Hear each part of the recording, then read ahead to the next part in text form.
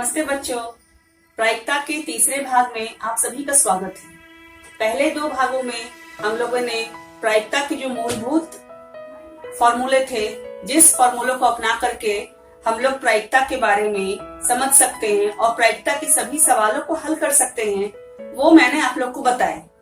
प्रायिकता के इस भाग की वीडियो में हम लोग कुछ सवालों को बनाएंगे ताकि आप लोग का कॉन्सेप्ट और ज्यादा क्लियर हो सके। चलिए इसी क्रम में हम लोग देखते हैं प्रायिकता का ये पहला सवाल। ये सवाल है, एक बच्चे के पास एक ऐसा पासा है जिसके फलकों पर निम्नांकित अक्षर हैं। नॉर्मली हम लोग जो पासा देखते हैं उसमें अक्षर क्या होता है, उसमें एक सिंबल होता है 1 2 3 4 5 6। जहां पर 1 है वहां पर 1 गोल होता है, जहां 2 है वहां 2 गोल का निशान होता है। लेकिन एक बच्चे के पास ऐसा पासा है जिसमें हमारे सिंबल जो हैं ये इस तरह के हैं। पहले भाग पे A लिखा है, दूसरे भाग पे B लिखा है, तीसरे भाग पे C लिखा है, चौथे भाग पे D लिखा है, पांचवें भाग पे E लिखा है और छठे भाग पे A लिखा है। अब सवाल पूछा जा रहा है कि इस पासे को एक बार फेंकने पर क्या प्रायिकता है कि हमें A प्राप्त हो। पहला सवाल है कि हमें A प्राप्त हो, इसमें दूसरा सवाल है कि हमें D प्राप्त हो। यहाँ हम लोग देख रहे हैं कि संभव परिणामों की कुल संख्या 1 2 3 4 5 6, संभव परिणामों की कुल संख्या बराबर 6, अनुकूल परिणामों की संख्या बराबर 2। ये हम लोगों ने 2 क्यों लिखा है? 2 इसलिए लिखा है क्योंकि A एक बार आया है और A 2 बार आया है। तो हम लोग को एक पासे को उछालने के बाद A 2 बार मिल सकता है। 2 बार क्यों मिलेगा? क्योंकि यहाँ पर ये 2 बार लिखा हुआ है। तो इसकी प्रायिकता हो जाएगी PE बराबर 2/6। ये 2 से कटने के बाद 1/3 इसका उत्तर हो जाएगा। दूसरा सवाल है कि हमें D प्राप्त होने की प्रायिकता क्या है। इस पासे में हम लोग देख रहे हैं कि मेरा D एक बार आया है, इसलिए D के अनुकूल परिणामों की संख्या हो जाएगी 1, D के सभी संभव परिणामों की संख्या हो जाएगी 6। इसकी प्रायिकता PE बराबर 1/6। बच्चों, अब इसी क्रम में हम लोग दूसरे सवाल को देखेंगे। आप लोग हर एक सवाल को कृपया बार बार देखें और इससे संबंधित किताब में जो भी सवाल मिले उसको जरूर बनाएं ताकि आप लोग कॉन्सेप्ट क्लियर रहे और आप सभी को अच्छे से अच्छे नंबर आ सके। दूसरा सवाल, एक पासे को एक बार फेंका जाता है, प्रायिकता ज्ञात करें कि हमें प्राप्त हो एक अभाज्य संख्या, 2 और 6 के बीच स्थित कोई संख्या, एक विषम संख्या। अब यहाँ सवाल है, एक अभाज्य संख्या। अभाज्य संख्या किसे कहते हैं? अभाज्य संख्या अर्थात उसका फैक्टर या उसका गुणनखंड एक या वो संख्या स्वयं हो। इसलिए जो 1 है वो अभाज्य संख्या गिनती में नहीं आता है क्योंकि उसका गुणनखंड हमें 2 नहीं प्राप्त होता है। 2 का गुणनखंड 2 और 1, 3 का गुणनखंड 3 और 1, 5 का गुणनखंड 5 और 1। एक पासे में हमें कुल 3 अभाज्य संख्याएं मिलती हैं, 2 3 और 5। अब इस सवाल को हम लोग अच्छे से बनाएंगे। सभी संभव परिणाम कितने हैं? एक पासे में 1 2 3 4 5 और 6, कुल हमें 6 परिणाम मिलते हैं। तो प्रायिकता बराबर 3/6। इसको आपस में काटेंगे तो हमें उत्तर मिलेगा 1/2। दूसरा सवाल, 2 और 6 के बीच स्थित कोई संख्या। 2 और 6 के बीच कितनी संख्याएं स्थित हैं? 2 और 6 के बीच 3 4 तथा 5। 3 4 तथा 5। इसकी प्रायिकता 3/6 बराबर 1/2। तीसरा सवाल है, एक विषम संख्या। विषम संख्या अर्थात संख्याएं हम लोग जानते हैं सम संख्या और विषम संख्या। सम संख्या अर्थात जो 2 से भाग चली जाए, विषम संख्या अर्थात जो 2 से भाग ना जाए। विषम संख्याओं में हो गया 1 3 और 5। 2 4 और 6 सम संख्याएं हैं, इसलिए हम लोग उन लोगों को नहीं लेंगे। इसकी प्रायिकता होगी PE बराबर 3/6, जिसे काट करके हमें 1/2 प्राप्त होगा। बच्चों, अब हम लोग इसी क्रम में इस अगले सवाल को देखते हैं। ये सवाल है, एक पासे को आयताकार क्षेत्र में यादृच्छिया गिराते हैं। ये एक आयताकार क्षेत्र है, इसमें हम लोग एक पासे को फेंकेंगे। इसकी क्या प्रायिकता है कि वह पासा 1 मीटर व्यास वाले वृत्त के अंदर गिरे। इस आयत के अंदर हम लोग एक वृत्त का निर्माण किए हैं जिसका व्यास 1 मीटर है। व्यास 1 मीटर है, अर्थात इसकी त्रिज्या कितनी हो जाएगी? हम लोग ये अच्छे से जानते हैं कि व्यास का आधा त्रिज्या होता है। अगर व्यास 1 मीटर है तो हमारी त्रिज्या क्या हो जाएगी? 1/2 मीटर। अब हम लोग आयत का क्षेत्रफल ज्ञात कर लेंगे। आयत का क्षेत्रफल बराबर 2 × 3 बराबर 6 मीटर स्क्वायर। वृत्त का क्षेत्रफल हम लोग जानते हैं πr² होता है। r हमारा 1/2 है। r अर्थात रेडियस अर्थात त्रिज्या। पाई 1/2 का होल स्क्वायर, π/4 मीटर स्क्वायर। वृत्त की त्रिज्या हमारी होगी π/4 मीटर स्क्वायर।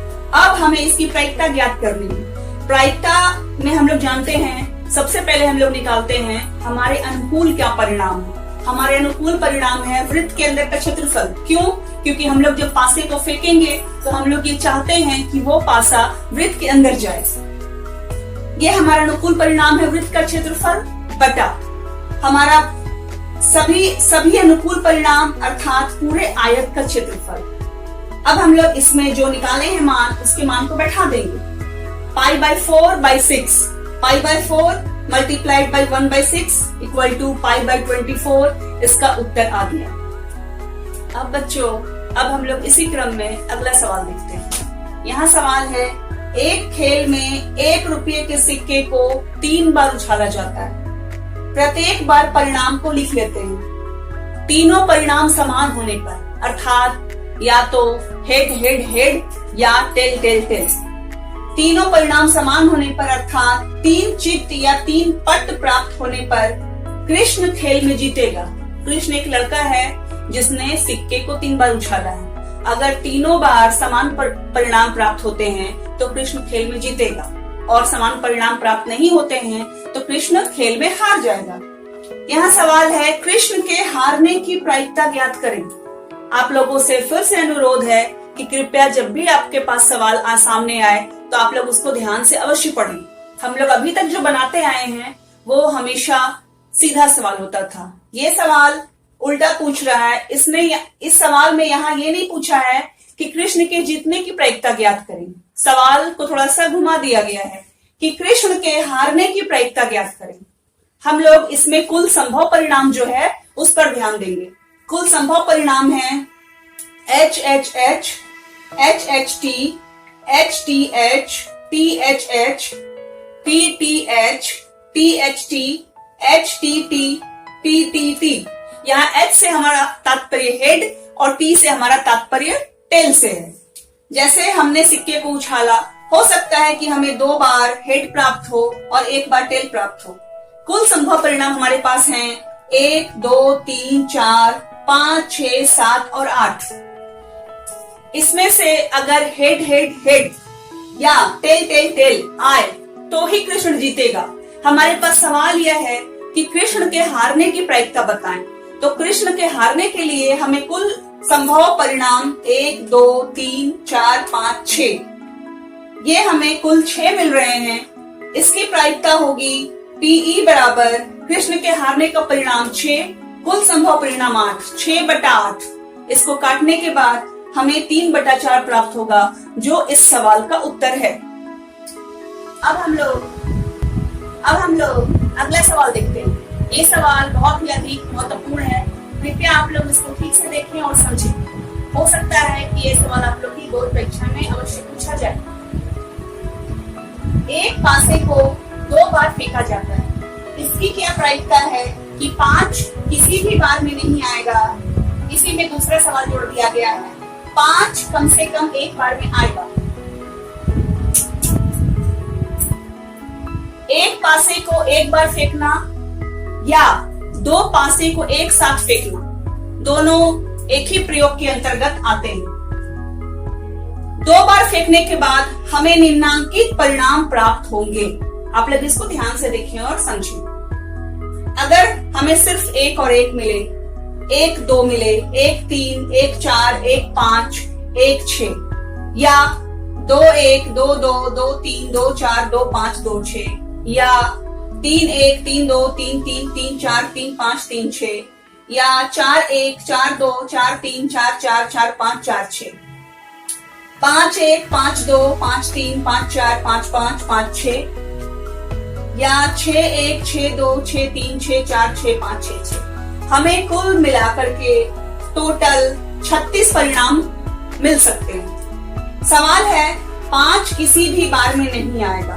5 किसी भी बार में नहीं आने के लिए हमें कुल 36 में से जितनी बार 5 आया है उसको हम लोग घटा देंगे। 5 कितनी बार आया है? 1 2 3 4 5 6, यहां से हमने जोड़ा 1 2 3 4 5 6, ये हो गया आपका 6 और 6 12। ये 5 और 5 हम लोग 2 बार लिए हैं, इसलिए हम लोग इसमें से 1 घटा देंगे। 6 और 6 12 में से 1 घटा, हो गया 11। 36 में से 11 जाएगा, हमारे पास बचेगा 25। अर्थात 5 किसी भी बार में नहीं आएगा, इसके अनुकूल परिणाम हमारे पास कुल 25 हैं और सभी संभव परिणाम हमारे पास 36 हैं। तो प्रायिकता बराबर 25/36। इसी क्रम में हम लोग अब इसको सीखेंगे। 5 कम से कम 1 बार आएगा। 5 कम से कम 1 बार आने की संभावना, जैसे हम लोगों ने पहले गिना था, 1 2 3 4 5 6, 1 2 3 4 5 6, 6 और 6 12, ये हम लोगों ने 2 बार गिन लिया है, इसलिए 6 और 6 12 घटाओ 1 बराबर 11। हमारे पास अनुकूल परिणाम 11 है। किसके लिए? जिसमें 5 कम से कम 1 बार आएगा तथा सभी संभव परिणाम कितने हैं? 36 है। इसलिए हमारी प्रायिकता बराबर हो जाएगा 11/36। अब विद्यार्थियों, आप लोग का गणित कार्य जो अत्यंत ही आसान सवाल है, इसको कृपया आप लोग जरूर बनाएं। एक थैले में 5 लाल तथा 7 काली गेंदें। हमारे पास एक थैला है जिसके अंदर 5 लाल गेंद हम लोग डाल दिए हैं और 7 काली गेंद डाल दी है। 7 काली गेंद हम लोग डाल दिए। इसमें से एक गेंद यादृच्छा निकालते हैं। यादृच्छा मतलब कोई भी चुनकर। इसकी प्रायिकता क्या है कि गेंद लाल हो। पहला सवाल है कि गेंद लाल हो। हम लोग सोच लेंगे और हम लोग पढ़ लेंगे कि भाई लाल गेंदें कितनी। दूसरा सवाल है कि गेंद लाल नहीं हो। हमें यहाँ 2 सवाल बनाने हैं। पहला सवाल है गेंद लाल हो तथा दूसरा सवाल है लाल नहीं।